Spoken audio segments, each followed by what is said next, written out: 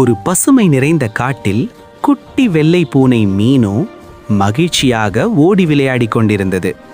அங்கே பறவைகள் பாட, குரங்குகள் விளையாட, மான்கள் ஓட, அனைவரும் சந்தோஷமாக இருந்தன.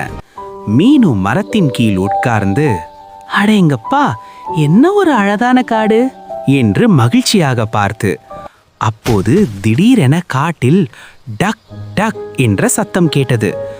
அங்கே போய் பார்த்தால் மனிதர்கள் மரங்களை வெட்டி கொண்டிருந்தார்கள். ஐயையோ, எவ்வளவு பெரிய மரம் என்று பூனை கத்த, பறவைகள் மரத்திலிருந்து பறந்து சோகமாக பார்த்தன. மான்குட்டி, எங்களோட வீடு போயிடுச்சே, இனி நாங்க எங்க போவோம் என்று அழுதது. அப்போ குரங்கு, மரங்கள் இல்லைன்னா நாம எங்க விளையாடுவது, என்ன செய்வது என்று சோகமாக இருந்தது.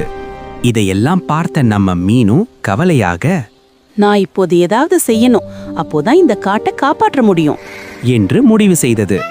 மீனு எல்லா விலங்குகளையும் ஒன்று சேர்த்து, அப்போது யானை, கரடி, முயல், பறவைகள் என அனைவரும் கூட்டத்திற்கு வந்தன. அப்போது மீனு, காடு நமக்கு தாய் மாதிரி, நாம தான் இந்த காட்டை காப்பாத்தணும் என்று சொன்னது. அப்போது யானை கையை தூக்கி ஒரு யோசனை, நாம் மனிதர்களிடம் நாம பேச முயற்சி செய்யலாம் என்று சொன்னது. பின்னர் அனைவரும் மனிதர்கள் இருக்கும் இடத்திற்கு ஒன்றாக சென்றனர்.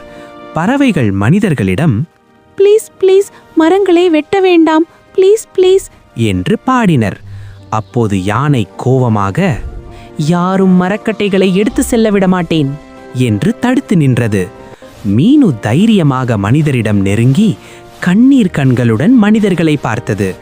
அப்போ ஒரு குழந்தை பூனை அழுவதைக் கண்டு, அப்பா, காடு அழிஞ்சா விலங்குகள் இவங்க எங்கே போவாங்க என்று அப்பாவிடம் கேட்டான்.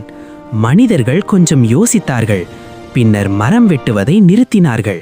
இனி நாம மரங்களை நம்ம வெட்டுவது நிறுத்திவிட்டு மரங்களை காப்பாற்றணும் என்று முடிவு செய்தார்கள்.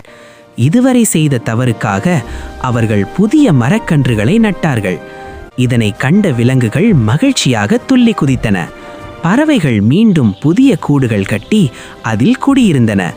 மீனு சிரித்து கொண்டே, காடு இருந்தாதான் அனைத்து உயிர்களும் வாழ முடியும் என்று சொன்னது.